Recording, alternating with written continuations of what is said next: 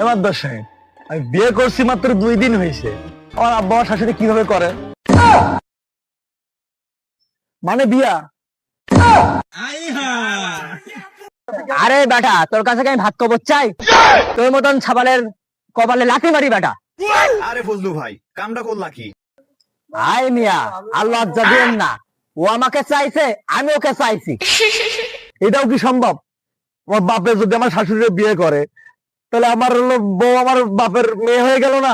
আর আমি তো আগে তো ছেলে আছি, তাহলে আমার বউ আর আমি ভাই বোন হয়ে গেলাম না?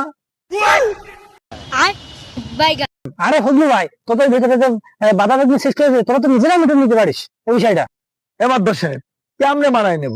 আমার শ্বশুর বাড়ি, আমার বড় শ্বশুর বাড়ি, সেটাও এক জায়গায়। শুধু কি তাই, আমার শ্বশুর বাড়ি এবং আমার বাপের শ্বশুর বাড়ি সেটাও এক জায়গায়। এটা কি মানা যায়? আমার যদি ছেলে পেলে হয়, তা আমার বাপের নানা কইবো না দাদা কইবো? আমার বাপের যদি ছেলে পেলে হয়, তাহলে আমার দুলাভাই কইবো না মামা কইবো?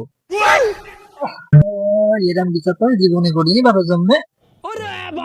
এই বিচার আমি আর করতে পারবো না। তা নাই বুঝলাম, তা আমার বাপের আমি আব্বা কমু না শ্বশুর কমু? তোর মহাগালাই করে গেলাম যে, এমন না তোর বাবার তুই ড্যাডি বল। তা নাই হইল, আমি নাই ড্যাডি বললাম, আমার বউকে আমার আব্বারে শ্বশুর বলবো না আব্বা কইবো? ধৈর্য করে দিতে পারলাম না তো। এ শরীরটা বাতাস সর।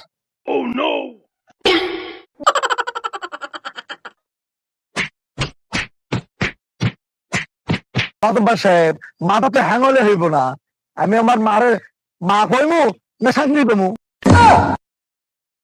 আরে ভাইবো, তোর শাশুড়ি নাই যে মামি ডার্লিং বলবি?